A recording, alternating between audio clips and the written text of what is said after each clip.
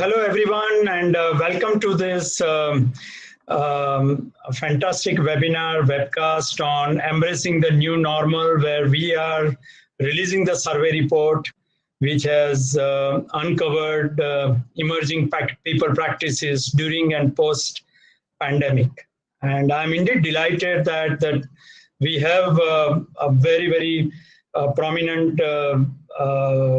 HR icons.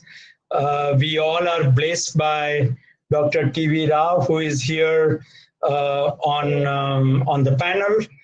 The person who introduced, along with late Uday Parikh, the person who introduced human resource development in India.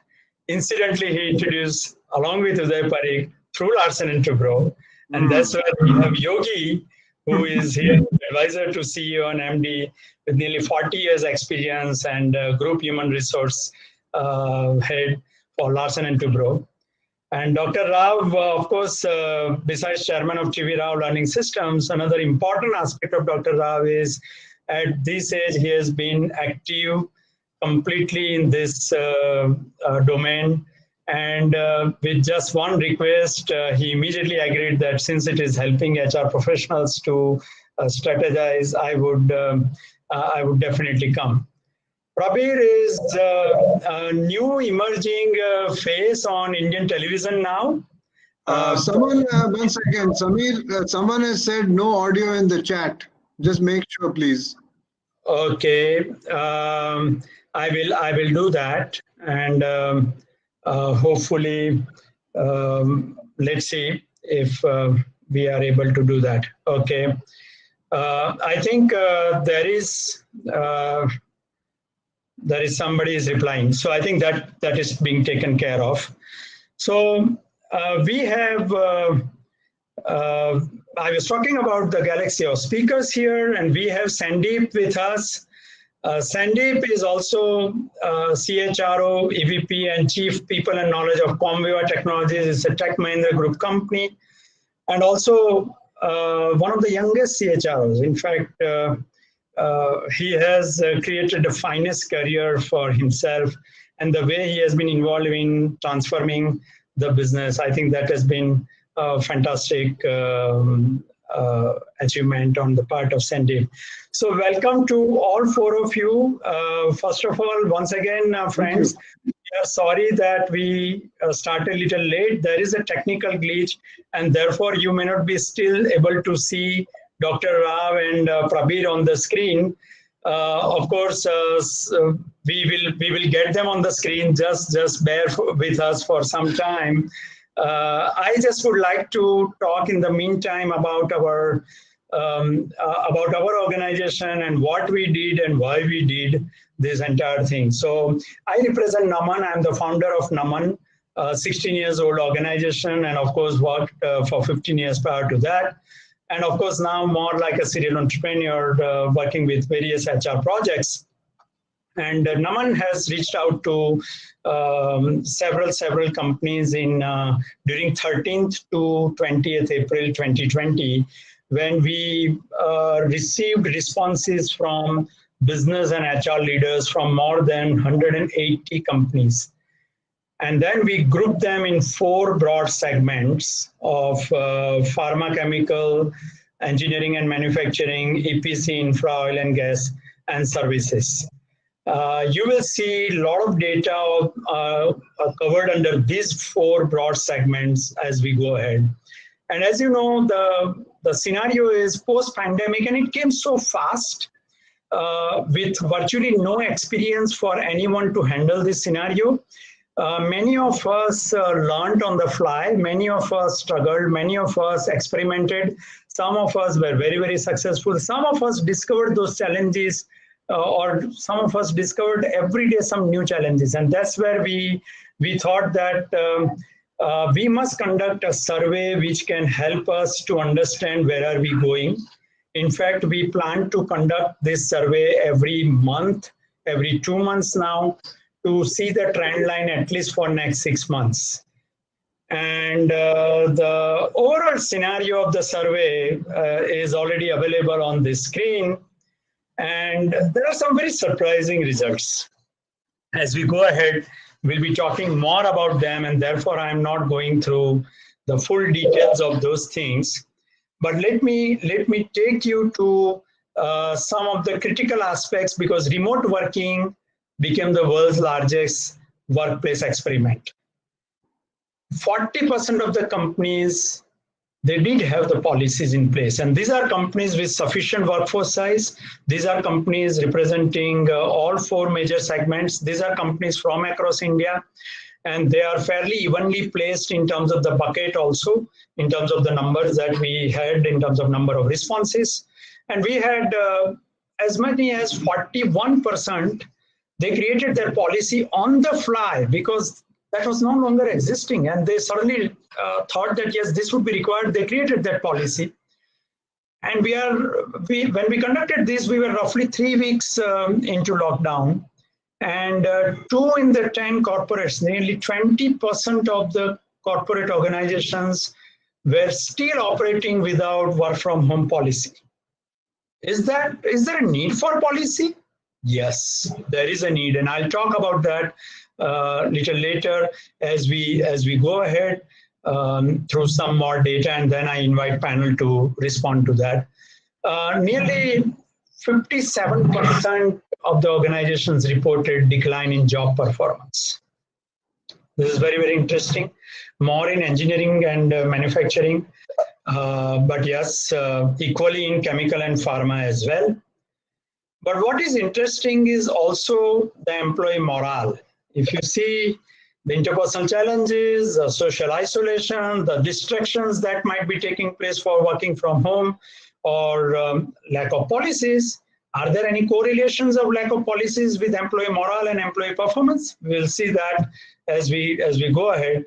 But 73% of engineering and manufacturing companies have reported decline in the productivity, and there is a direct linkage of morale with the productivity, morale with the performance. That's what this particular thing say.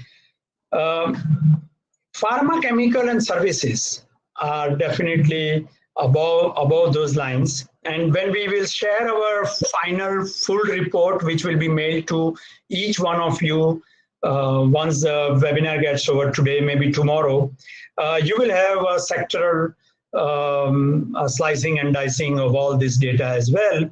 But we have also seen communication being a key tool for workforce management during this pandemic. And we felt that, yes, this was becoming the most critical aspect of the management or the HR processes. Very important, as I again said, is where are they spending time? And HR is spending mostly time in the interesting part is in the employee scheduling, in the hygiene factors, and certain other aspects that is which in a normal circumstances we would not have paid so much of attention to. So let's know from our panelists, both from Yogi and Sandyp, what did your respective companies do? And I'll start with Yogi first, and maybe some in 3-4 minutes, if you could please share what did your company do to handle this sudden scenario that got developed in February, March, and it was almost unannounced for most of us. Well, Samir, we have a forum in Larsen & Toubro called the HR Council, where all the HR heads assemble together. Jaikumar, who's taken over from me, heads the HR Council. As you introduced me, I'm an advisor, but I'm a pretty active advisor in the group.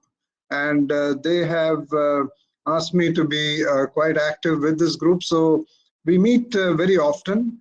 During the initial days, we were meeting on every Tuesday and Friday after the executive committee meeting. And we share whatever we've been doing. Now, I'm very proud of our HR team because I think they have led their respective businesses with great depth and with great alacrity during this very trying time. For example, if you take, let us say, development centers, L&T is a leader in terms of running development centers. In the last about 2 decades, we've run 18,000 development centers, and we are quickly trying to realign the entire concept of physical development centers. Of course, we had a blend, you know, at the lower levels of the development center or the junior we did online, but we're trying to make now everything online, or most of it online, so that we can not only save costs, but also meet all the requirements of the new age.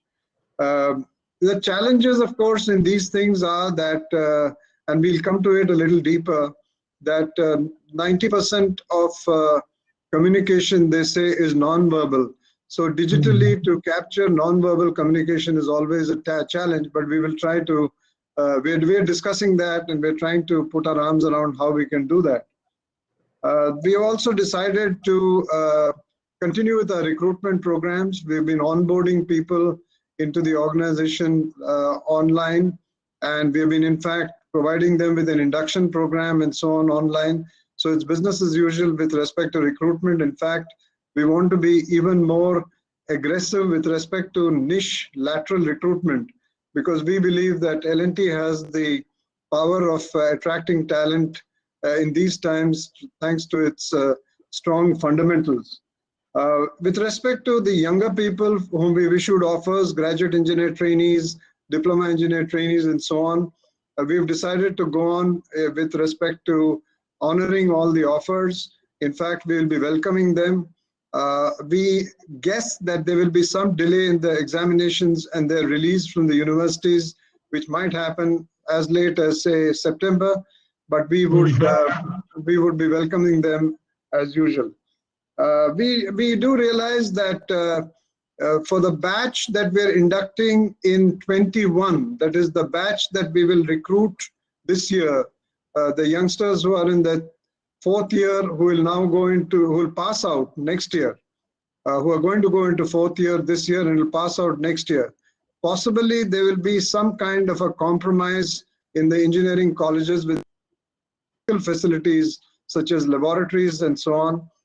We are a practical engineering company, and we have decided to make some plans for some kind of a catch-up plan in order to, or a remedial training program, in order to give them the practical training that they would probably miss.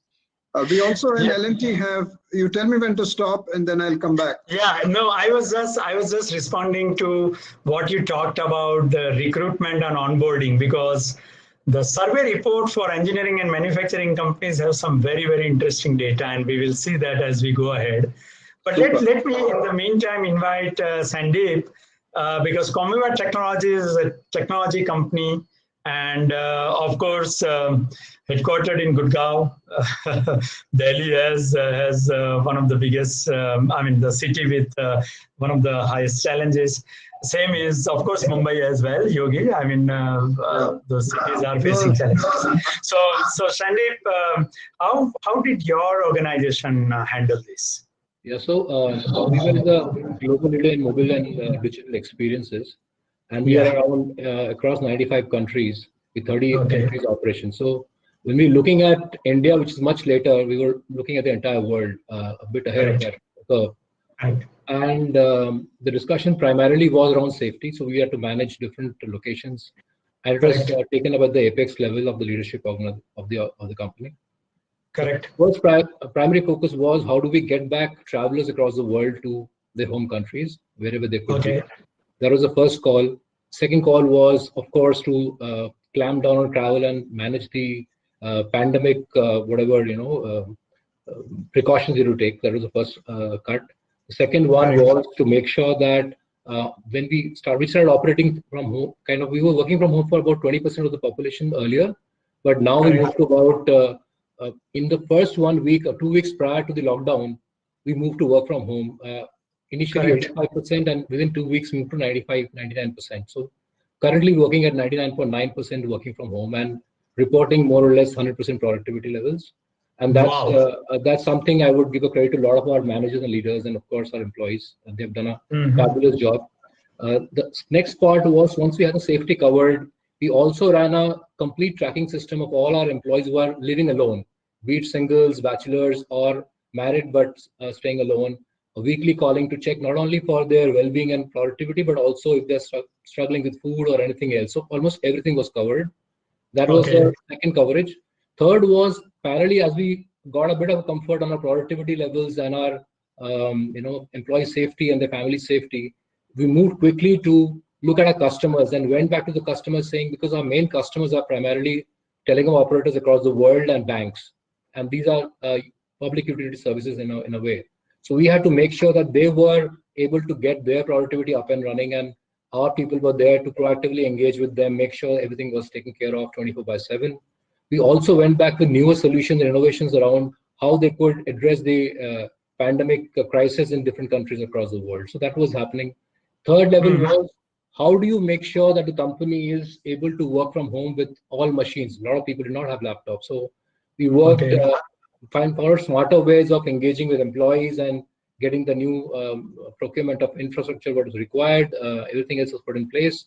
Then parallelly came in the track of, I think OD is an important element of this whole process, because the cultural aspects of the organization, how do you manage productivity levels, how do you engage with employees, what kind of trust levels you maintain with employees is very critical, because you could be doing 10 times a check with the employee, that could hurt. Correct.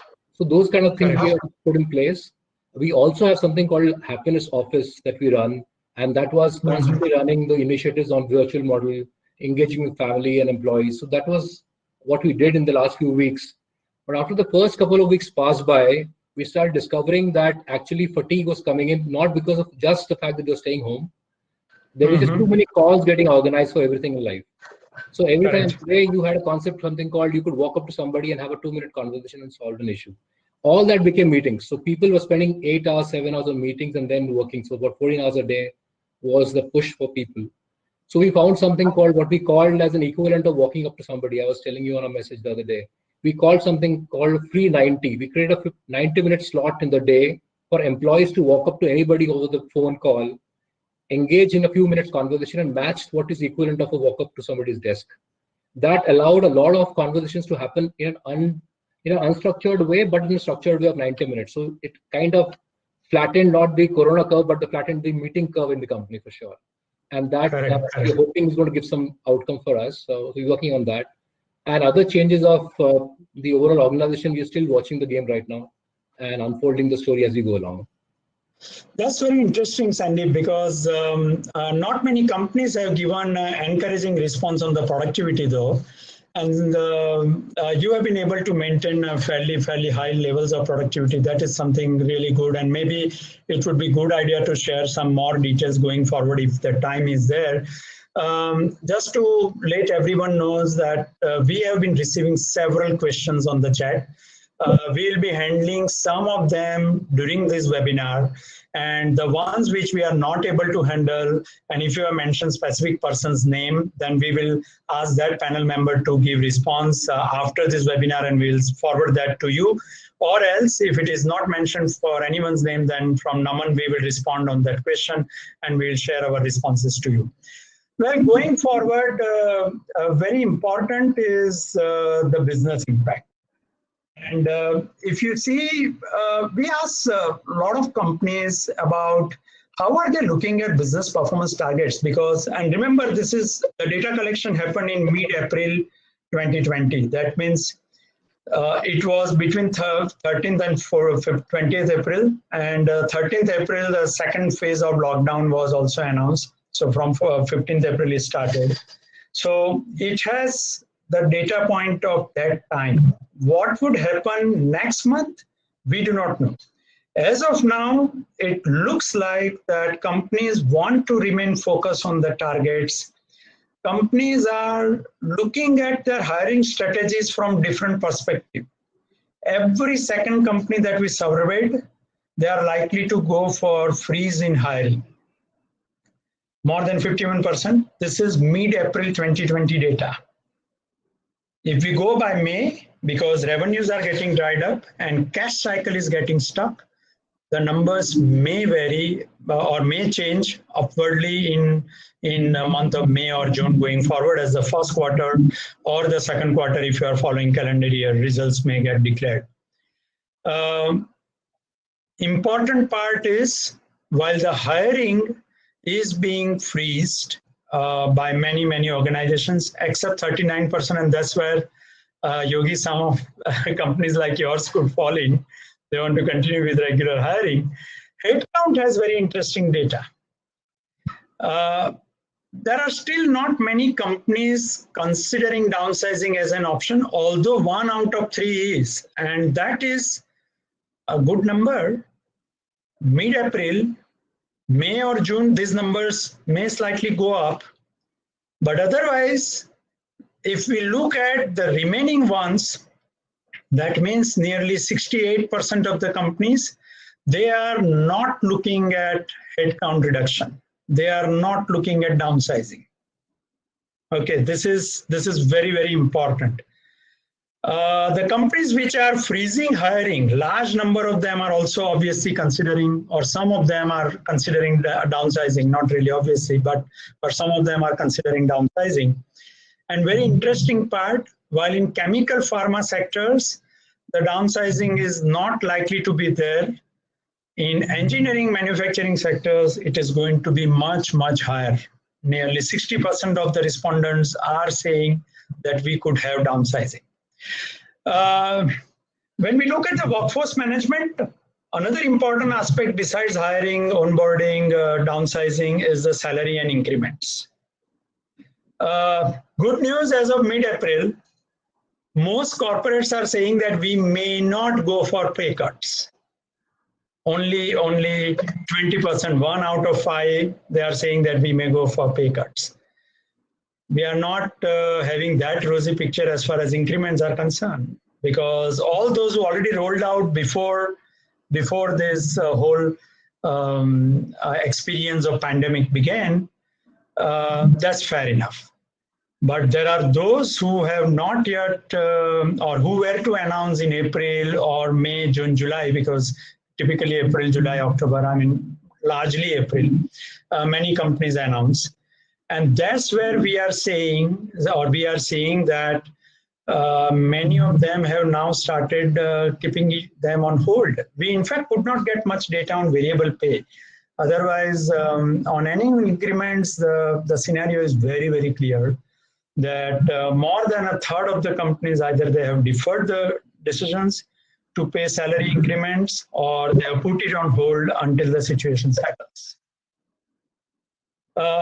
While we are looking at headcount, hiring, increments, pay cuts, welfare part, 2/3 of the corporates, 2/3 of the organizations are still continuing their thrust on employee welfare programs.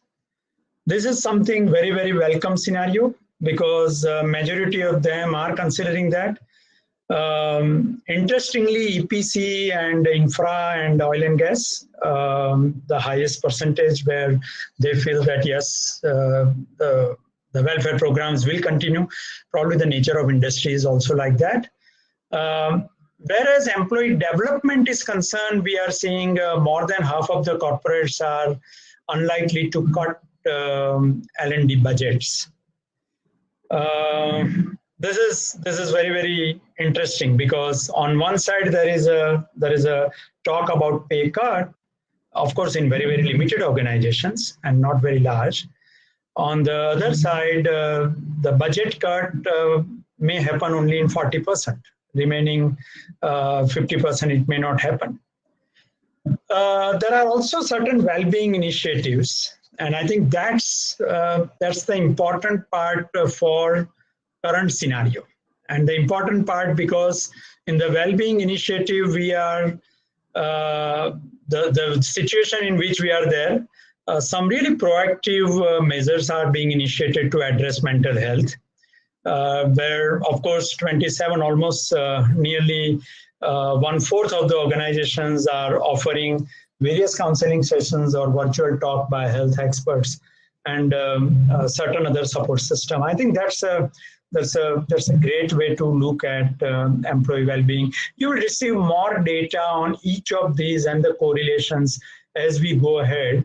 But the last part before we move to the next set of discussions is what will happen to the hypers.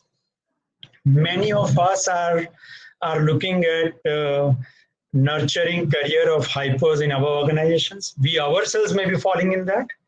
And what will happen? The team leads and managers who are going to face that scenario, they may have to wait longer. Just a quick clarification, Samir. Since you said 60% of engineering and manufacturing companies are going to be downsizing, I want to hurry and tell you that we are not a part of that 60% for sure. And I also want to say that what I speak now is on behalf of Larsen & Toubro. Whatever I can speak about Larsen & Toubro, there are 4 other listed companies. So we're not talking about those because 3 of them are in the IT space, their productivity levels, etc. Their business model is totally different. So therefore, I will restrict my conversation to Larsen & Toubro. Correct. No, we understand. I think it's a large conglomerate, and you may have even different practice between different businesses. So I think that is quite possible. So we were looking at the career growth of hypers, and that's where I'm talking. But yes, virtual tools are going to be the order of the day. There is no doubt about that. So with that, certain data points that I wanted to share, let's now come to the next set of discussion points. And my first question now goes to Sandyp. What do you think? We go there. There are 2 questions. There are 2 questions for me here. So do I answer those or do we park those? No, Yogi, I'll come to questions a little later. Let us wait till then. Yeah, Sandyp, you were saying something. I was just want to make a comment on that manufacturing thing and engineering kind of ramping down or freezing hiring. I think if India was to really up its game up, and look at the work which will move away from China, I think the requirement of that sector will really boom up. So I think the youngsters should look at opportunities going forward there. Wonderful. And I think some of these responses could be impulsive also. Some of these responses could be situational also, because we captured this survey while, in the heat of the moment. And therefore there could be, but believe me, this survey was responded by majority of them who are holding leadership positions, and they have access to the conversations about strategy and business plans and other board level discussions. Actually, that's happening because, a lot of companies are in a stage of uncertainty right now. You don't know where the orders are going to come through, how everybody's trying to conserve cash and look at, and every customer is coming back and asking for cuts. I know a whole bunch of industry players relative to the lease facilities, people are going and asking for cuts there. So it's bound to impact the revenues of everybody around. And the first thing you do is look at your cost structure and try to cash it down a little bit. Correct. So I think, and again, I'm just letting everyone knows here who is on the webinar that the team is trying very hard to get both Prabir and Dr. Rao. In fact, I'm badly missing both of them. And we hope that before this gets over, we will have some good time left for both of them to respond on some of these matters which we are discussing. One of the things that I wanted to ask, and Sandeep, we start, and then Yogi, you could also respond, is what is your take on the organizations who are considering right sizing or downsizing, as I may say? So the better word would be right sizing, but those who are looking at headcount, what is your take how they should look at those things, or how they should? So I think people managing organizations are reasonably senior and experienced enough, and they are doing it in the right wisdom, because I think no organization wants to reduce its growth opportunities, cut down headcount, or freeze salaries. I think that's not something that anybody wants to do. So I'm sure they have done some amount of look at those things. And I'm also hoping that it's only a reactionary thing to some extent. And as the market unfolds, things may, so don't read it as a long-term thing. It may happen the moment we get an opportunity. That long-term could be that the Corona crisis continues for 1 year. And but it's possible that markets may start understanding how to deal with it, and markets may go up in a different direction also. So we should read it with a pinch of salt here right now that people are looking at the market. So people cost and training costs, other things are kind of something you believe you can control internally. Markets you can't control internally. So I would give that benefit of doubt to the companies who are doing it. So I would live with that to some extent right now, and hoping that they will change the strategy as they go along. Mm-hmm. Yogi, your thoughts on this, right sizing or downsizing during these times? In my view, the right sizing should be of roles and not people. Yeah. Okay. I think one should look for opportunities, for overlaps, a wasteful kind of structures where there are power centers and levels and so on. And I think if there are good surplus people emerging from this rejig, they should be deployed into better jobs. I'm very, very upbeat and optimistic about India. We have a very young population. We are supposed to be somewhat immune to COVID-19, not me, but the younger people, because they've had BCG vaccines, if that is true. And there's supposed to be some amount of immunity built up. I feel that a cowboyish kind of a decision after the lockdown also of downsizing thoughtlessly is a bad idea. And if it's a reactionary idea.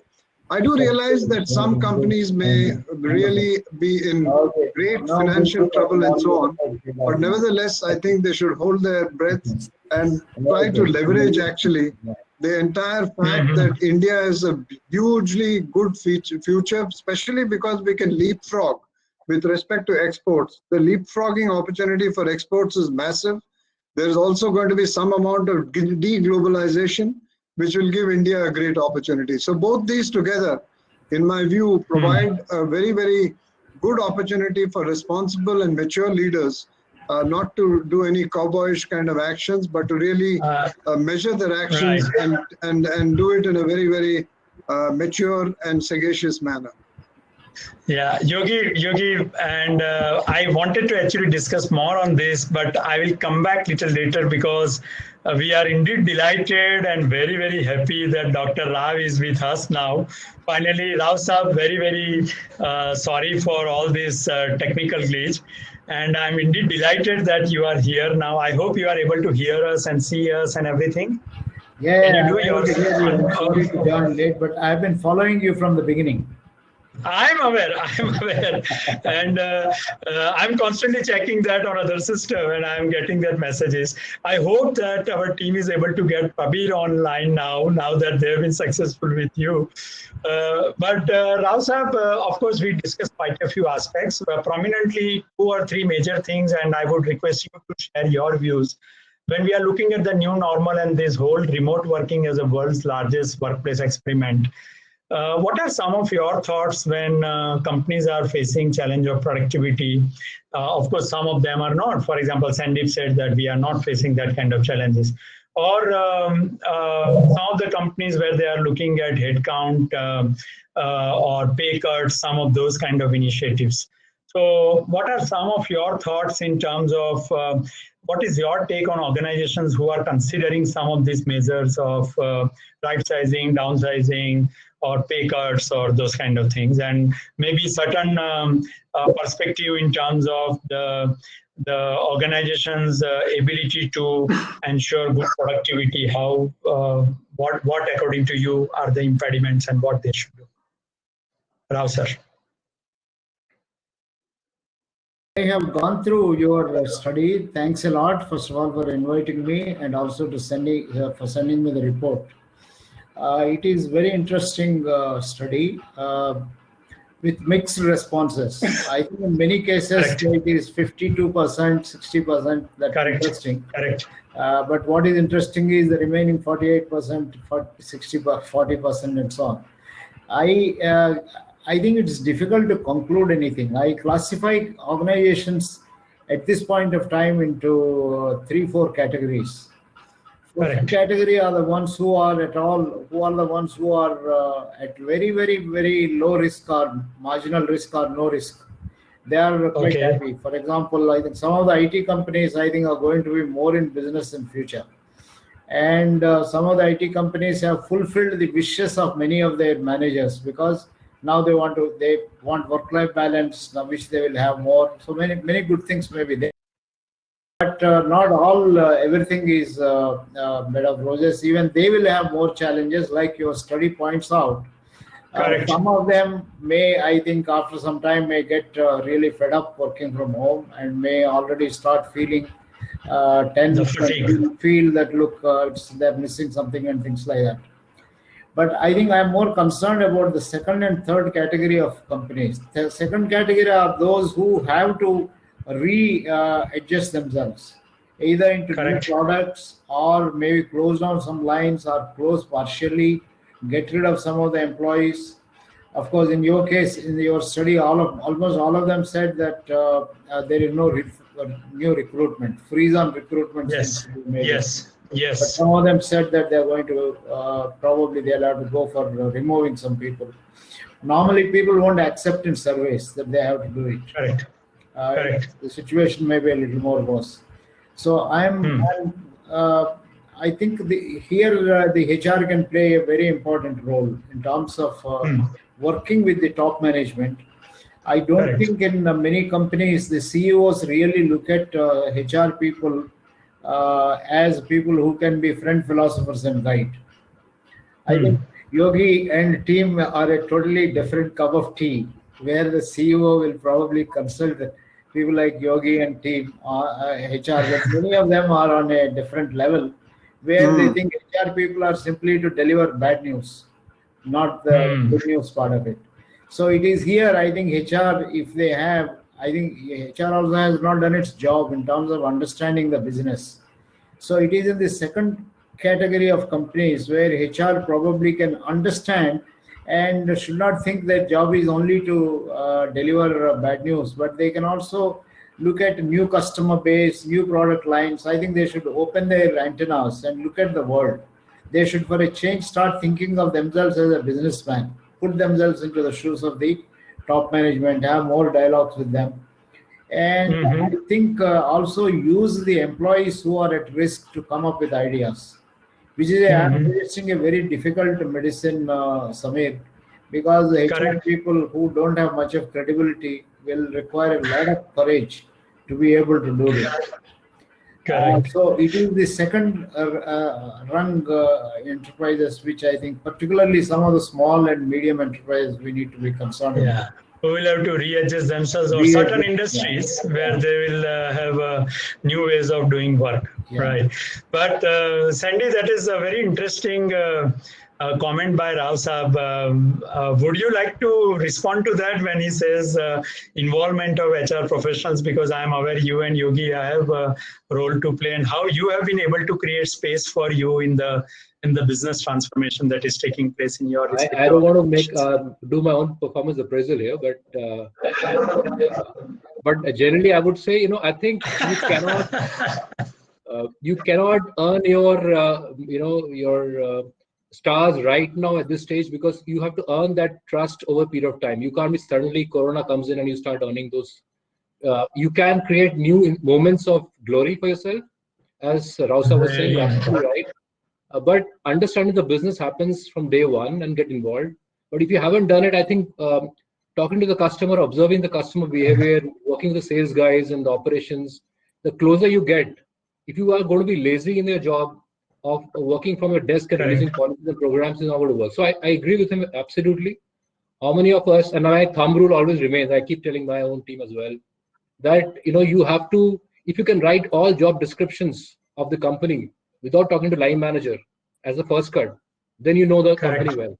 If you start writing it out by talking to line manager repeatedly, then obviously you don't know the job well. So that's my thumb rule check for first 1 year of your job in a company. So that's I think that's a very important point. But also I think we also have to be a conscience keeper in the stage, not just through the core business HR role, because nothing is going to be more important at this stage than to make sure that we are not here only for economics, but for community as well. And this is a critical phase. If you stand by your employees to some extent, I'm sure they'll stand by you in the long run. And forget about new employees, they may quit at least, but the industry, the generosity you show at this particular stage will stand by you in the long run, because people in the industry will realize what kind of company you are. Correct. In fact, you all are also talking about performance and all. And there is also an interesting question here, and maybe Rao Saab and Yogi, both of you could give answer, is should there be a different method of performance reviews going forward now? Like the latest one, which talks about MCS method, the monthly milestones of must do, should do, and could do, I mean MSC's method, compared to the annual objectives and KRAs and KPIs and all those things, since companies are not very sure of the way the macroeconomic scenario and the health scenario may work. Do you think that the entire performance appraisal, performance management, the platform may take a completely different shape from annual to something like have monthly milestone based reviews and all? So first Yogi to you, and then Rao Saab. Yes. Thank you. Now,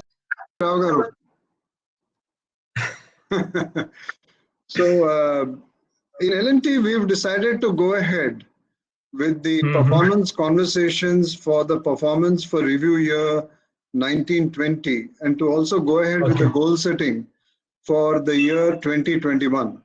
Now, what we realize perhaps when we are having performance conversations online for the year 19 and 20, and I myself am discovering that, how do you develop this special characteristic called digital empathy? How do I get into the shoes of Samir Parikh while he's sitting there with the blue shirt and looking very smart and clean shaven and stuff, and think about how he's feeling with his moccasins, on. So that is something that is a skill that HR is trying to learn, perhaps, at least I'm trying to learn, and I'm sure my colleagues are sharpening that.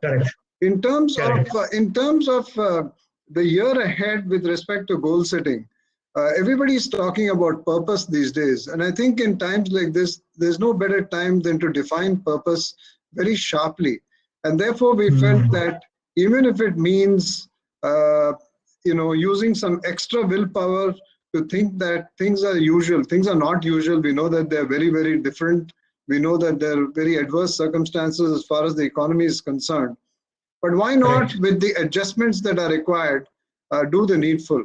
I must, while I was talking a little earlier, and I'm sorry, since we are a large organization, maybe you'll let me a little more scope in terms of describing.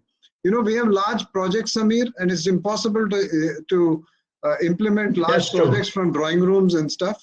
So therefore, when you talk about work from home, we have a section of people who are working from home, but a large number of people who are in our projects who are still waiting for the lockdown to end.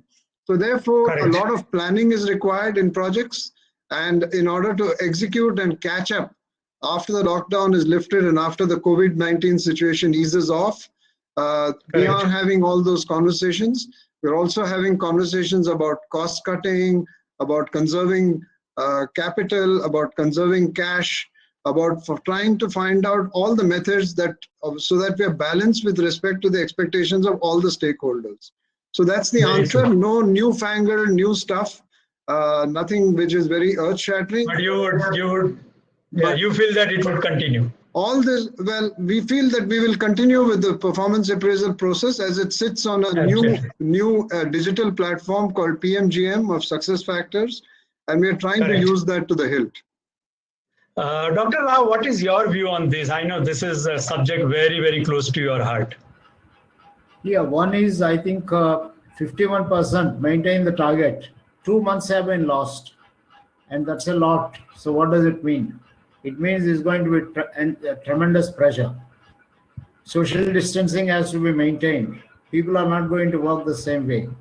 And government is going to let only some people, certain number of people go on. So pressures on performance are going to be phenomenally high for these 50% of the companies. I'm not very sure if they can manage it. I think, God forbid, if they are able to manage, wonderful. But life is not going to be the same. I think the KRAs and other things long term may remain, but I think there is going to be daily monitoring of performance.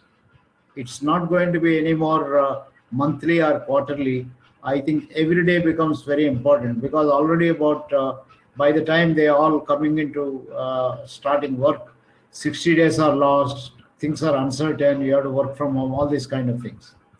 Now, for those people who have to, I think a good number of companies have to change their targets. I think everyone understands this today, because it is not your fault, nobody's fault. This has happened. Therefore, I think people are much more willing to accept. Push people, because remember, I think a human being, when he comes to office, he's not coming only as a human being. His children's timings are adjusted, examinations have changed, the family life has changed, old people have to be taken care of. There are phenomenal demands on the part of the people. And another 3 months, we don't know if Corona is going to disappear. So I think performance measures, in my view, have got to change. But I agree very much with 2 points which Yogi has made. One, I think continuously remember the purpose, because after all, you are serving the people at large. Every company is serving the people at large. So people should do it with commitment, because they say, no, this is whatever happened. It has not happened to us. It has happened across the world. So therefore, I think I accept it. And this is one thing good with Indian organizations, what we use it to say, it's all luck, fate, chance, external locus of control. Now it will come to a little bit of our rescue. That becomes a little bit of motivating factor. So I think certainly performance management orientation has to change. More empathy, more collaboration, more creativity has to be there. And dialogues, which I think Yogi has mentioned. I think a lot of performance conversations with empathy and understanding will be the order of the day. Because at the end of the day, no employee should go back home feeling upset. I think this is a very important point that we have to make sure, because if you make people happy, they will do better. Even for this 51% of the companies, if they have to achieve targets, you have to make people happy. It's a big challenge for top management and HR. Yeah. Correct. Yeah, in fact, that makes it very interesting, Rao Saab, because somewhere someone has also asked a very interesting question, because work from home may continue for a long time. What kind of scope for work redesign are you looking at? And I think, of course, Yogi, you did talk about roles which will get redesigned. Sandyp, would you like to throw any light on any redesigning of the work that may happen?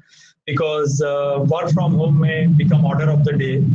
On 4th May, it may get opened, and maybe some sudden spike in a city, and your office is again getting closed for next, let's say, 2 weeks. So how do you look at this scenario? Yeah, I think 2 points that I heard. One was the point around what Rao Saab said. I think daily monitoring and tracking of issues will become the norm. The other one was in a very beautiful put by what Yogi sir said. This is about doing the last mile. How do you connect the last mile of the employee? Which means I may have great technology in the 98%, but when I have to talk to the person, the art of conversation, the art of engagement, sensitivity, those are going to be critical, super critical, be it customer, be it, and you don't get to have a face-to-face. You don't have a smoke break with the person or a coffee break. This is the only digital communication you have. So I think that's going to be critical.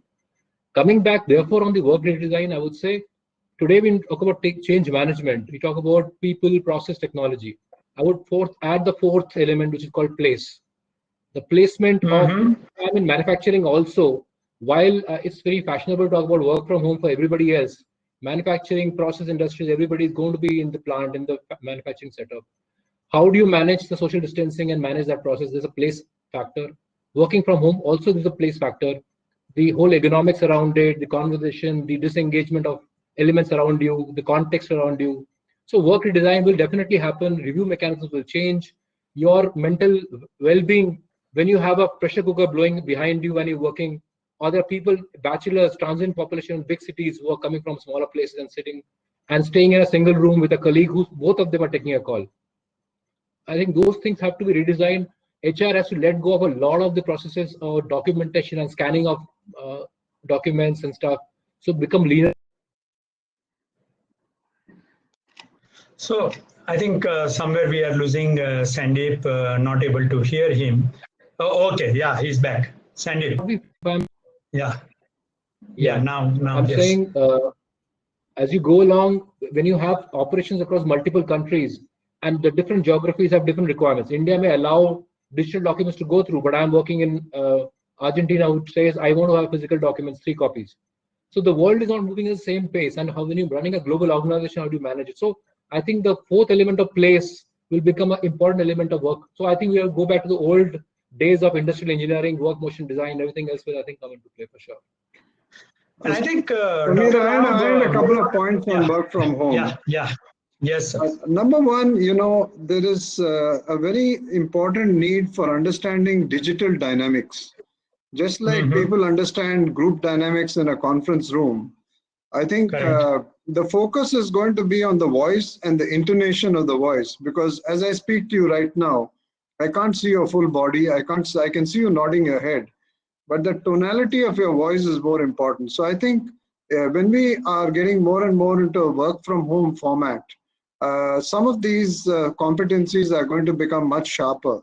The second is keeping logbooks and things is a good idea, as long as it does not belie that very important word called trust, because I think it was mentioned a few minutes back that this is a very important time, not only to be trustworthy, but also build up their trust. And I think when you're talking about work from home formats, one has to understand that we are very privileged. Actually, we are a part of a very privileged lot of people who are cognitively blessed, not working with their hands and legs, because right now I'm not working with my hands and legs in a manufacturing spot or a project. And we belong to an elite which has a computer and so on, and therefore we're able to work from home. And lastly, I think it's a great way of being egalitarian. I can't see the size of your cabin right now. I can't see the artifacts behind you. And it's a great leveler, because all those can be very intimidating in offices. Wonderful. I think it's a great leveler. That's a very interesting statement. Dr. Rao, you were talking about the second category of the organizations who will have to readjust themselves to these ground realities, and a very pragmatic approach that you suggested. This work redesigning, role redesigning, some of these things, we may see a lot of challenges for those organizations because they themselves are not aware what they should do, how they should do. What is your advice, or what do you think organizations would look at this whole aspect, especially the ones which you said category 2, where they will have to readjust themselves significantly? Well, first of all, on the question of work redesign, I'm sure there will be a certain amount of change, but I think 2 things are non-negotiable. One, I think the days when people will say, this is not my job, it's not a part of my job description, will go. I think everything is everybody's job. Because if you can, during lockdown, if you can go and sweep your own house, not wait for somebody to sweep. And we have done, I think, even cooking, and we have done all kinds of things. We have learned. And the same thing applies in organizations with new norms. I think organizations don't have to say. You yourself hopefully will volunteer and say that, look, it is our business. We have to get it done. So I think the organizations will become very flexible also in defining jobs and identifying interdependencies. As far as the second kind of organizations which I mentioned, which are under threat or concern, I think they will have to look for new markets, new products, new process, new customers. And I don't rule out the possibility. That is where I'm saying that we don't just get rid of people. If you have some surplus people, I think there is a way in which you can communicate to them, the way in which you can use them, because I strongly believe that people are possibilities and greatest resource that we have. So if there is a way you can, in fact, given an opportunity, if I have to get rid of, let us say, 30% of my staff, I would still keep them on the roll, and I will tell them, I'll explain to them the reasons, because people understand this. And I will simply give them some subsistence allowance and put them into groups and ask them to come up with new businesses. Maybe they can come up with, I think somebody suggested the other day, Anil Gupta, my colleague, was suggesting that it is possible to use them as entrepreneurs. They can market in the villages your own kind of products. for a particular kind of a company. So I think if you really believe human beings are resources, human beings are capital, they are assets, you're just not going to throw them away. So for the second category of companies, please change your attitude to them and see if you can. You may come up. Worst happens what? Anyway, they will be on the road. Instead of you forcibly throwing them on the road, you make sure they themselves will go off once you start involving them to come up with new markets, new understanding, new opportunities, and so on. So I would think that for the second category of people, third one are the ones which are anyway have to close down, which are into there also. I think it is possible to think of alternatives. So entrepreneurial capabilities, entrepreneurial thinking has to be inculcated in the minds of everyone. And that becomes very important because HR themselves have to be enterprising and should have entrepreneurial thinking. That's what I think is the kind of a way in which they need to go. They should start working on creativity, collaboration, entrepreneurship, new ideas, new customers, new products, new process. I think they have to become businessmen. That's what I think. I know. I'm not talking of HR only, everyone. Yeah. I think yes, I'm aware. Generally, that has been your views also about HR professionals on many other occasions as well. Just to share some more data here as we move ahead, and then we'll also take some more questions. We also asked about how ready are corporates for future, and I mean, good 84% of them are either fully prepared or partially prepared or preparing the policies. I think something really good part on the organizations. I think corporates in India are preparing themselves for managing these disruptions. As they say, it may be, W scenario. It is coming, it is going, it is coming, it is going. That might happen. That may become order of the day in the future. That's what Mr. Narayan Murthy said today, that let's learn to live with the COVID, and maybe the able people should work hard, and so that the vulnerables are taken care of.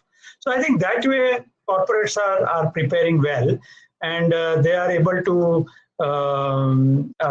to show some kind of some degree of internal strength that they want to manage this scenario in future. And of course, the business continuity plan, very interestingly, asked them several things. And in that, what we analyzed, that which are the key priorities besides business continuity framework, which we were expecting in any case. One very interesting thing came up is training leaders at all levels on managing and motivating teams. I think that is becoming very critical, because if we have to establish a new normal for HR professionals, that's the new normal wherein they will have to think of a scenario of creating a framework which is robust enough, which can be done virtually, which can be provided in the shortest possible time, and can still help this leadership across the levels and across the bands to manage those vulnerabilities and those challenges that may come out. And I think that's the key part. So what do you think? I mean, this is another set of the question that I would like to ask to each one of you.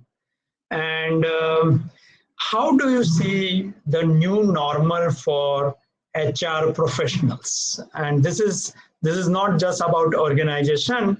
I'm talking about HR professionals at all levels. I think Sandeep has lost his internet connection, but should be back. But in the meantime, and Yogi, then we come to those specific questions which you wanted to answer. But in the right now, would you like to share your views as to what kind of new normal you foresee for HR professionals and not just for the corporates? I think it's important cutting across corporates in the current scenario. I think, first of all, when we talk about the new normal for HR, HR has a great opportunity to redefine some of the some of the definitions that we take for granted in various psychometric tests. For example, for me, this lockdown has meant redefining the meaning of what extroversion and introversion is, as Carl Jung defines, and what Isabel Briggs Myers talks about in the MBTI. Second is, I think it's a fantastic time for HR to do some very interesting experiments in social psychology. I think when you're talking about times like this, concepts of misery seeks misery, or happens with respect to Milgram's experiments or Zimbardo's experiments, all those become very different. And I think there is a great opportunity for HR people to do a lot of research and redefine their role. Third is, as I mentioned earlier, one aspect of our conversation in all these conversations that we're having is body language, and how to track those, etc., are very important. The fourth is that there is a whole science, I think, now behind what is called learning management platforms. And learning management platforms are a little bit like those e-commerce companies that throw a whole lot of topics, suggest to you topics and areas that you would be interested in doing a deep dive in. So that's a great learning opportunity. At the same time, Samir, a small note of warning that HR has to focus on blended learning, because if you remember, you did your social went through something called fieldwork learning. So imagine doing fieldwork learning through digital media. Impossible, no? When you did your MSW. So therefore, one has to understand that experiential learning still has to be done by physical presence. And I think redefining the contours of the possibilities and so on are very important. And lastly, what this has taught me is a certain amount of practical aspects of law, right from Disaster Management Act to what is a layoff, to what is a lockdown, to what is the MHA guide, the insurance requirements, various aspects of law, which normally the HR people leave to the IR guys, is something that they need to size up and take, especially in the Indian context as well as international context. I think that's very true. In fact, in our study, the detailed report also says that HR professionals have to spend nearly 78% of them are spending or giving the topmost priority to some of the transactional aspects, which also includes the legal perspective thereafter, because it has become a fairly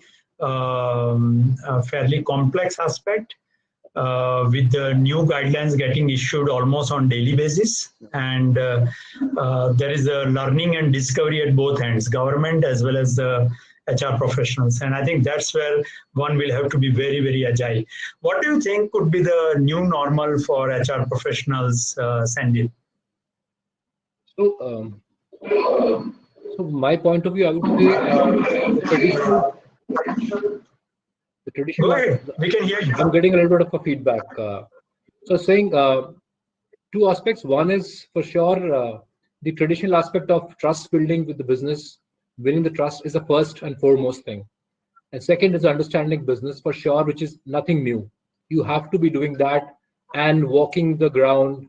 And as we said, understanding reality on the ground and knowing the pain points there, be it strategic, tactical, or operational level.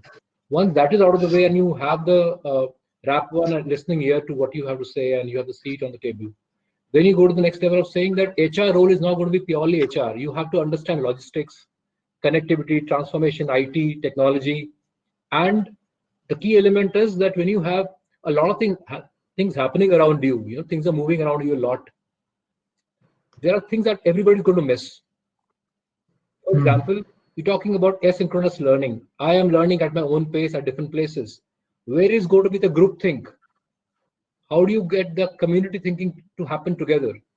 How do I match something to do with, I do a whiteboard in a room with everybody and I can go and stand and make that happen. How do you create a whiteboard which is absolutely user-friendly where it's equivalent to a classroom or a session? And then, understand the social aspects of human being is a social being. How do you ensure that that is maintained in the long journey? The psychological aspect is going to be critical. It's not going to be a short-run game. It'll unfold over a period of time. And as you said, the fatigue is setting in amongst people to say, I am working from home too long. I want to step out. I want a fresh air. I want to meet colleagues.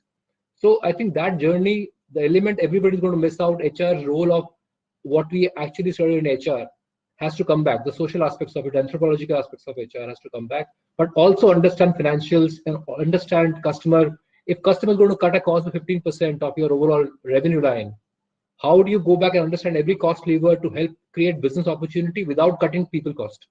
I mean, not talking people cost, optimization, industry re-engineering. So I think HR cannot be saying, I'm going to be in a box. And we always said that, and we've spoken about it 20 years back and still talking about it. I think anybody who is going to get his hands dirty, I think will get the picture for sure. So you have to be strategic as well as operational both, I would say. Okay. Dr. Rao, your guideline for new normal for HR professionals. And I'm very keen to hear this. Yeah, well, it's a little tricky kind of a thing, but let me say, if in a company with 500 employees, 450 have left the city, and when your company restarted, you don't know where they are. And you as a HR manager, you suddenly discovered you can only get 50 of them. What does it speak about you as a HR person? And for a good number of companies, I mean, the lesson to learn is that HR has not connected fully with people.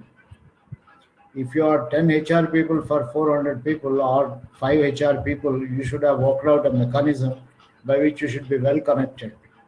Now, what COVID-19 has taught us is learn to treat people as people.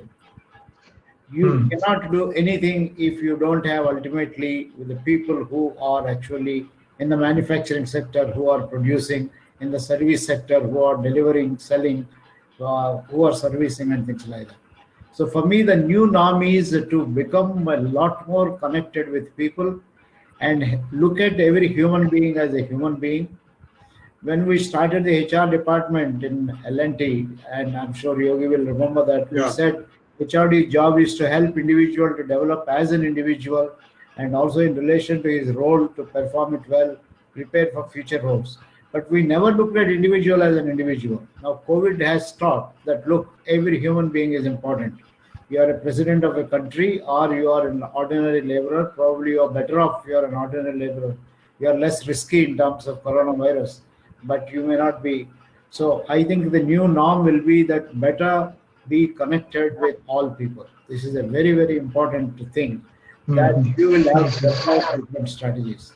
Number two norm will be your study has indicated you have put quite some emphasis on policies. One of your findings was those companies that had work from home policy, I think were able to manage work from home well. Yes, and the productivity standards were also well. Yeah, I mean, were reasonably well, right? But in future, I have a feeling that policies have to be substituted by culture. Policies are meant to help people. I mean, when you have a policy, it has been used in the past to say, now why will you apply a policy to me? Why not apply to that? I think policies are just guidelines. What is important is culture. Work from home should become a culture where somebody, let us say, says that, look, tomorrow I can't do this. I have to be fully attending to my home only. I will not be able to work. I'll be at home, but I'll not be able to work. You should be able to build that kind of flexibility, and you can't put a rule and say that no, as per the rules, you will have to do that. I think we'll have to, the new norm will be to become more human and humane in relation to people in the corporation and use rules, regulations as means and not an ends themselves. That is going to be a very important thing. Third norm is, this is where I think HR people, I think will be a big challenge for them. You can't anymore say that my job is, I'm in people's job, business, and therefore I am only custodian of HR policies, practices, and so on. I think every person should take care of their policy. You are not needed for any more training and development. Everyone can take care of. Skill development, people know it. I think policies, nobody knows tomorrow what tsunami will come and what kind of policies will change. I think HR is the job of everyone. I think you need to be therefore becoming a lot more oriented towards understanding how your company is feeding the employees. That means you have to be in touch with customers, you have to be in touch with products. This is the biggest challenge, because if you have to be that kind of a HR manager, managing people and business, you have to have much higher level of thinking than that of a CEO and top management. This is a big challenge, difficult, but it's a great opportunity for those who want to be. Many of our HR guys somewhere carry in their head the feeling, I am a master's in social work. What can I do? I have this happened to be one of my last choices and things of that kind. I think it's all utter nonsense, because they are all very capable people. They have capability which nobody else has. That is, if they are in touch with the employees, this is the biggest kind of capital you have generated in yourself, your people orientation. So the new norm has to be to use your capabilities to be in touch with customers, to be in touch with managing multiple stakeholders, which is a difficult choice. But the first one is easy to do. Get connected with people, treat them more as humans, and reorient all your HR systems to get them to contribute, and let people take care of their own HR. And don't ever say that I am here to take care of your HR and so on. I think those days are going to go. I think wonderful. Shifting from policy to culture, and some very interesting observation for HR professionals. There is a very interesting question, because you talked about rules and policies, and I was just browsing through some of the questions. Several of them, we have close to about 44 of them still pending. Interesting question about, since we are working from home, should we restructure the salary? Should organizations really look at restructuring the salary because we are working from home? Not actually. And the question is silent, whether upward revision or downward revision. Question is silent. Yeah, sorry. Go ahead. My view will be somewhat radical. I don't want to impose on it. I think cut the salaries, phenomenally cut the salaries of all senior managers, top level managers, and so on. And I think that is something that becomes, because I think now everyone is equal now. You are talking of. I'm not saying bring them all to the same level. So I think this is something, it should start voluntarily. Rather than paying 60% of your income to the government, I think better, start rethinking about the whole way in which you can. But second thing is, I don't think so. I don't think you need to do any such kind of adjustments. This is my feeling. It is left to each company to work it on its own. Yeah, I think, Samir, the question is probably asked in the context of working from home means not working from home. In other words, it means that I'm relaxing, I'm having a nice time, cooking, and I'm having a nice time running around the house, tending to housework and stuff. So I think this is a big paradigm issue. As you know, most people, including yourself, during this regime, when we work from home, are more busy than usual. Time is not dry. Which is true for all HR professionals. Not only for HR, but all line managers. Everybody says that they're very stressed out. So I think the paradigm is, just because we are doing telecommuting and we are talking on MS Teams or on whatever media, and just because we're talking on phones and stuff, that we are not working. Yes, it is true that I think even when we go to office, we are not exactly tightening screws and stuff. We are doing intellectual work. So there's no difference unless there's a paradigm that home means having a holiday, which I don't think is true. Tomorrow is, by the way, a holiday for many, and all of us will be working because we're working from home. Correct. I think, and Sandyp, maybe you may like to respond to this question, because this question also has a linkage with other aspects and other elements which also came out, and Rao, you also talked about salary cut and all. In all these things, how do we really ensure motivation, interest, willingness of people to do their best? I mean, it's going to be really challenging, and I think that's what one question is talking about. Of course, it is addressed to Sandyp, and therefore I'll first throw to him, where he says service sector where people are the main assets. How do you balance between employee motivation and the costing part, the operational cost? And maybe you may be resorting to pay cut and other things. So same could be the case in other scenarios, even though you may not have introduced pay cut, but increments and other things might have impacted. Therefore, how do you look at this whole aspect of employee motivation?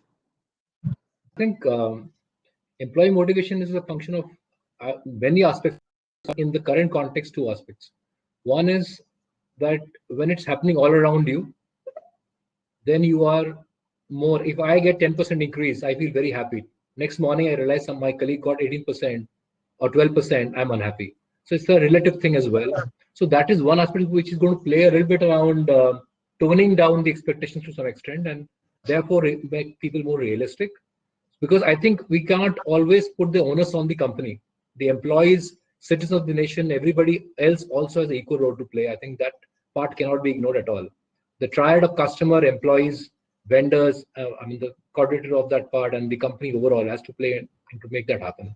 That's one. But second, I think from a company perspective, if you take tough calls, as long as it's rational, consistent, transparent, and explained with an honest intent, employees will stand by you. I'm sure there'll be 20% who will leave. I saw one data which said hypods to be managed. Why should I manage hypods around this period? Hypods, if they leave my company in distress times, they deserve to be moving on because the value system is not aligned. But those who stay back with me, and they actually deliver around difficult times, those are the real hypods. And you may discover new hypods in this period for sure.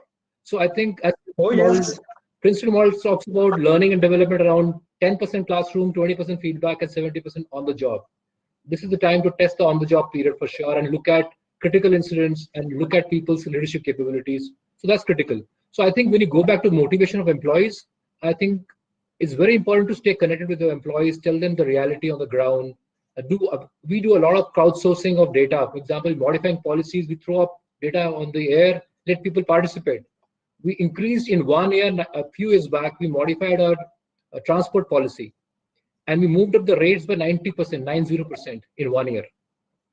And we published the open contract on the intranet and said, look at the contract, here are the comparative rates, here is what you pay in the industry, poll for it. And there are people who are getting transport facilities for 70 kilometers one way. We modified that to brought it down to 40 kilometers. Just imagine the change people went through. And it was absorbed by everybody because they understood the intent, they saw what's happening, how we were distributing the benefits to everybody around. As long as you're fair, I think people stand by. And also, as soon as you get the good times, you must also bring it back to people and get them the rewards as well. I think honest management will always win. If you have lacking transparency or lacking communication, honesty, but you're not communicating it correctly, that will definitely be a death knell for you. So I think that's, I would say, the real take for me. I have a word to say. Yogi, you wanted to say something. Yeah, I just want to say that if you switch on the television today evening or look at your internet, you'll be getting 100 different messages about how the world is going to look like.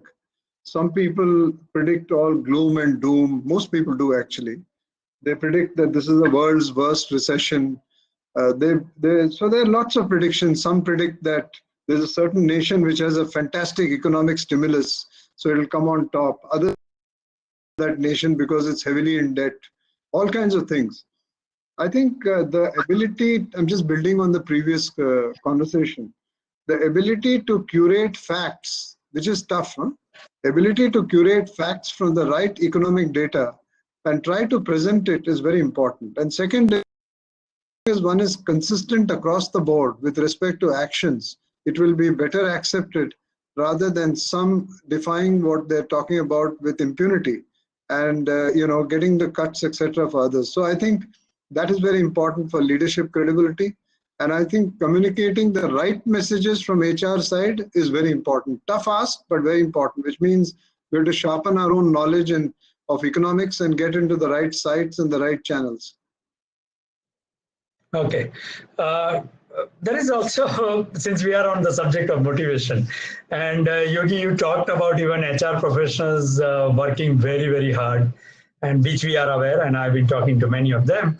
A very interesting question is, what about motivation of HR professionals themselves while fighting COVID-19? How do we run this so successfully?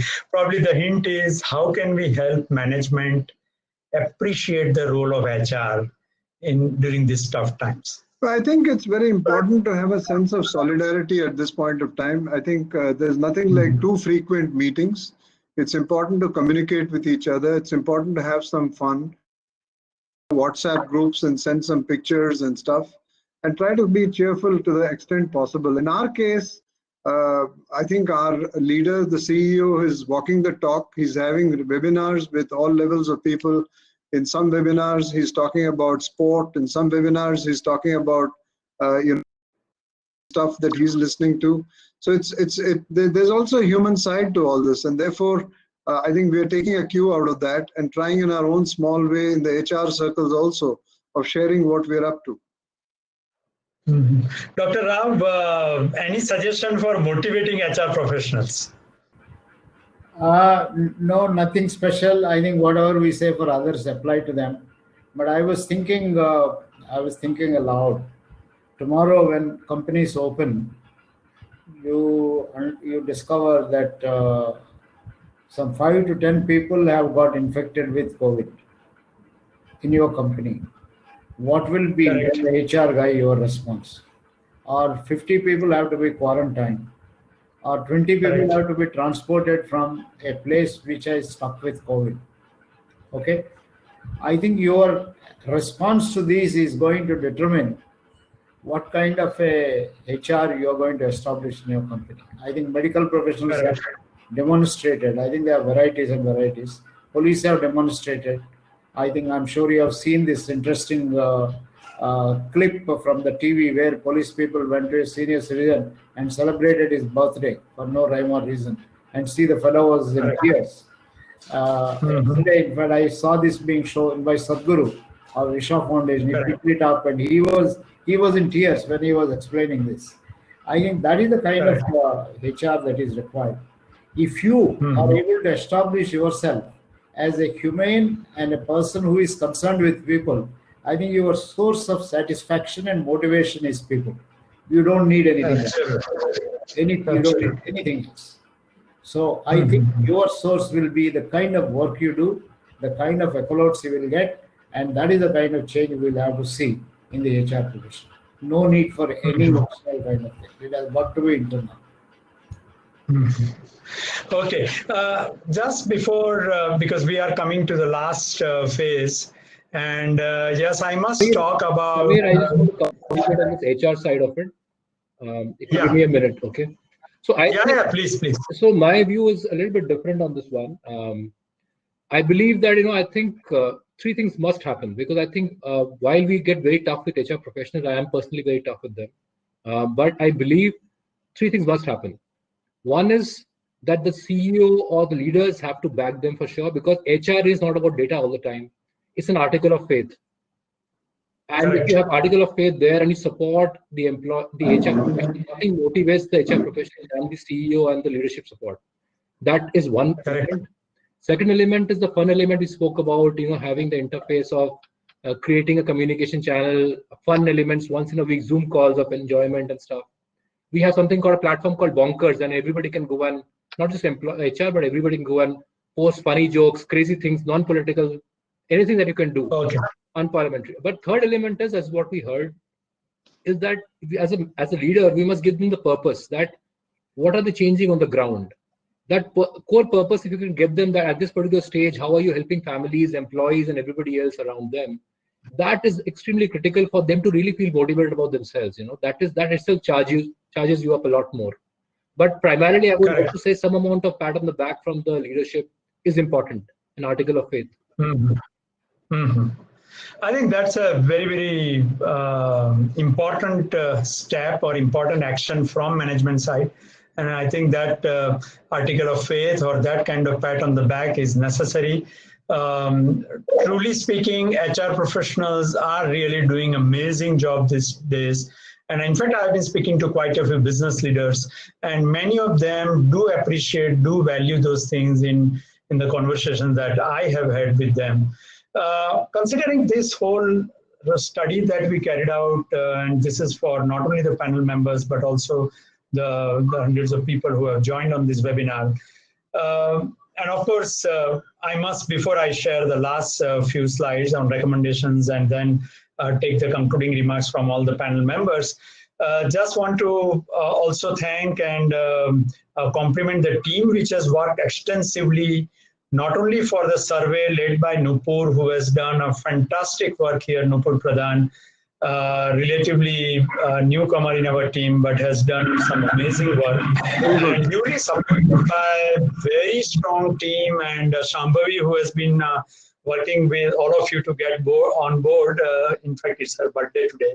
And Shweta and Sulagna and Biba and many others, Mr. Atul Mankar, Mr. S.R. Kulkarni, many others who helped in this whole initiative, Hiren and Gargi and many others. So I think I just, before coming to the recommendation stage, these recommendations have been prepared based on A, the data that we received, B, my extensive interactions with several HR and business leaders over phone in last almost 1 month time, and understood their views and perspectives, and that's where put all these things together. And we have made it as a core strategy and wider reach, and I think that's very, very important for as far as the new normal is concerned. What kind of internal strengths we can create? How do we orient people for agile adaptation? How do we venerate disruptions, disruption warriors and disruption ideas? How do we imbue culture with trust? A lot of these things we already discussed. And how do we develop optimistic leadership? Again, a lot of these aspects also we discussed. And just to give a very short brief, when we are creating internal strengths, we are looking at, companies will certainly look at reserves, but individuals must also look at their personal reserves. And that's what their savings and their personal reserves. And with some of the panel members I was discussing before this whole discussion started. And we need to really encourage that mindset, especially among millennials, Gen Z, and such other employees. Resilience is must-have capability. When I'm acquiring the talent, it is mandatory. When I'm assessing, it is mandatory. When I'm developing, am I spending time on resilience? Rationality is something which is, and I think Dr. Rao, whatever, many of your recommendations were of course talking about some of those pragmatic solutions. Orienting people for agile adaptation of policies and skills. And I think disruption means something new, something which we had not thought of. And therefore, any plan that we make for business continuity is always going to be inadequate.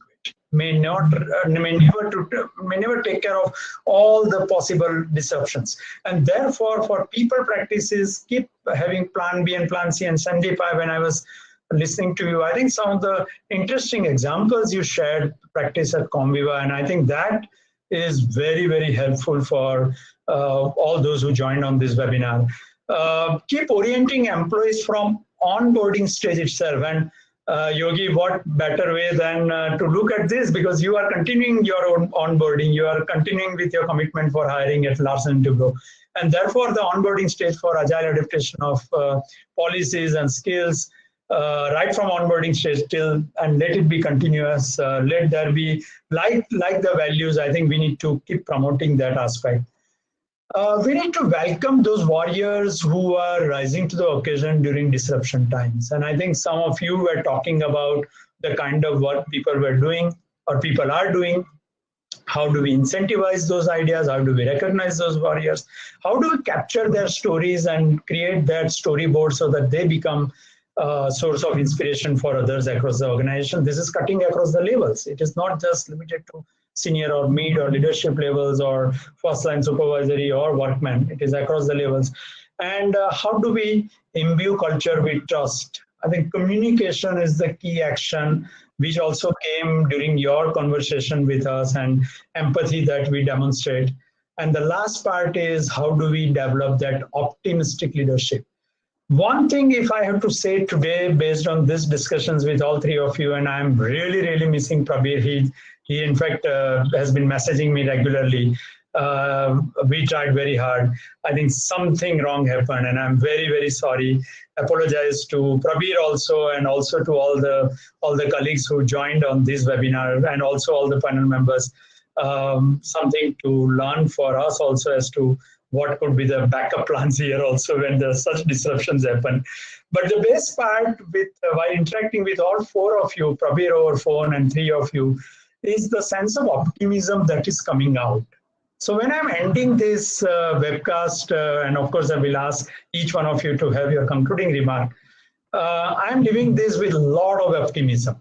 Although on one side, 40% of the companies are saying that we have no plans to do any assessment or analysis for HiPods for next 6 months, there are 60% who are looking at using virtual tools for that. I mean, that's the optimism that I'm talking about. How do we continuously train and coach our managers on the new leadership framework that we may have to create to manage these disruptions, which may be part of our life and not a one-time experience? And I think that's the scenario that I was looking at when I was looking at the the recommendation part. Having said that, I now request, yes, each one of you, and maybe we may start with the most youngest person, Sandyp. If you can please share your concluding remarks, and maybe then I'll go to Yogi, and lastly, Dr. Rao, your piece of advice for all of us. Yeah, Sandyp. I'm possibly one of the oldest guys in my own company, but that's a different matter. Okay. Yeah. So I would say 3 points. I think one point you talked about leadership. I think it's a great time. I think whether you talk about leadership from the point of view of assessment, I would say maybe modify the assessment model and coaching model to say one-on-one coaching or a group coaching model to be applied for leadership talent development at this phase. And also, this is a laboratory that's happening on the ground. Observe the 6 months Correct. and capture data about their performance in the next 6 months' time as to how they deliver, and use the data for actually, instead of doing separate online assessments, build models of watching the people, supporting them in this journey, and building a completely new leadership development model. And this is a great 6 months of laboratory that you're getting right now. You can't replicate it going forward. Brilliant. You can't replicate it going forward. I think live. It's like yes. You had World War II. World War II was the last one which actually changed the entire globe. The new part is everybody's on the same side this time. Hopefully China will also be on the same side in a few months, but that's fine. I'm sure everybody's going to be on side, and that's great. But I think you'll not be able to replicate it going forward. So I think use the data points collected at this stage with leadership and HiPods and look at that. And for HR and overall community, I would say perseverance, patience, passion, and hope. And if you go for that, I'm sure we'll get there. And I think it's a live laboratory situation which we are getting, and I think we must not miss this opportunity. Again, a great sense of optimism. Moving to Yogi, and before handing over to you, just want to also let people know that we plan to conduct a short pulse survey almost every month or two, and have a trend line for next 6 months for organizations to just look at their strategies and redesign, reevaluate, reframe, reorient, not only the strategies, but also all the stakeholders which are there around them. Yeah, Yogi. I would look at a 6-month scenario, 1-year scenario, and a 3-year scenario separately. In a 6-month scenario, all of us, I think, have forgotten to talk about one thing, including me so far, and that is who is going to be the custodian of ensuring that the SOPs in the organization are fulfilled. Just like companies have a quality culture, I think the hygiene and the sanitation SOPs, which one is talking about as preventives of COVID-19, irrespective of the lockdown being lifted or not lifted, should be religiously practiced. And I think HR has a huge role in evangelizing these, and instilling in people the habit of maintaining social distance and so on. That is in addition to all the things that we've spoken about in this call for the next 6 months.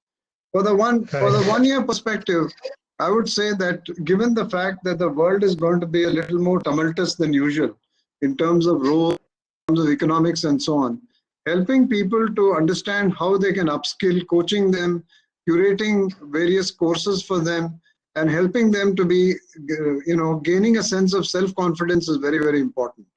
And the third is HR, I think, has a great opportunity to also contribute in new business and contribute with respect to customer behavior, because our trade is to understand people and behaviors.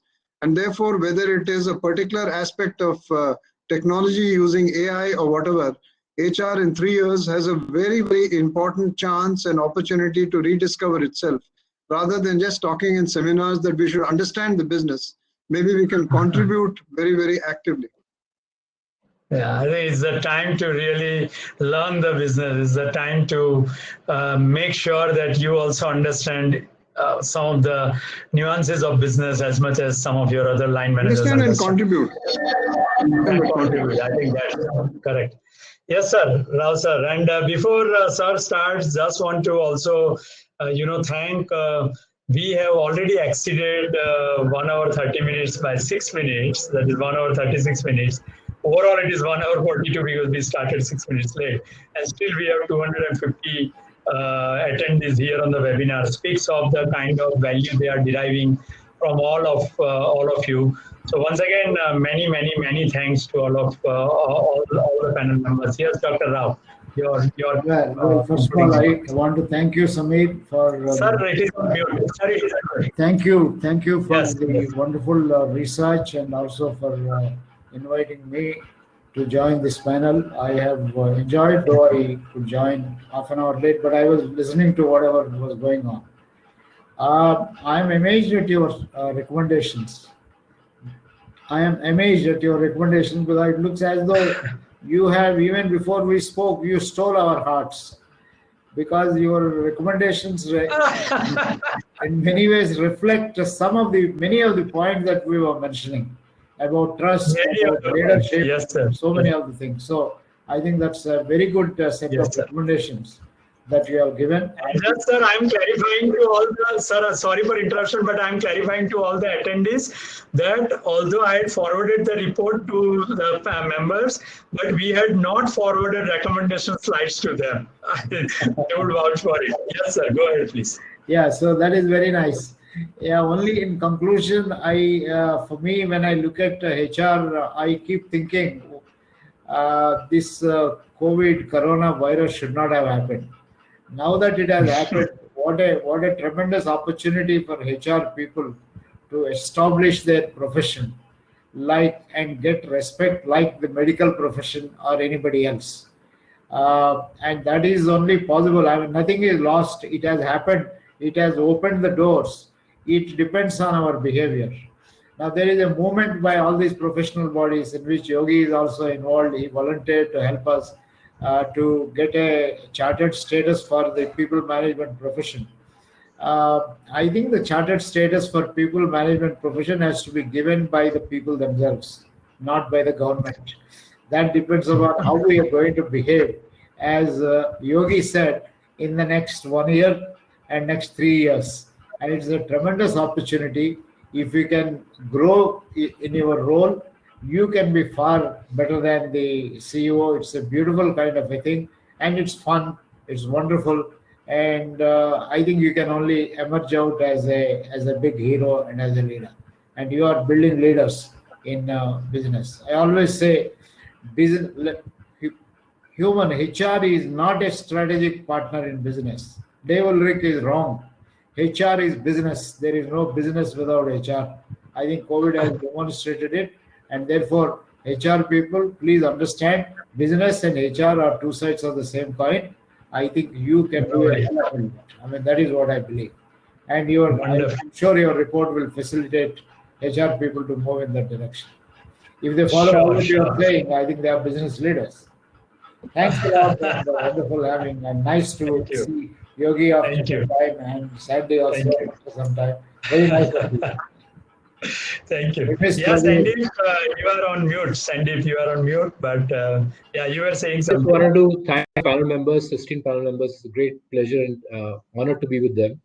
And thank you, Samir and your team. Amazing job. And the fact that the kind of recommendations you've put together is possibly looks like a very professional job, an international quality job, and also the kind of timing you've done, and the niche opportunity you picked up immediately. Not niche anymore, but I'm sure there's an opportunity out there everywhere, and that you picked up. Amazing.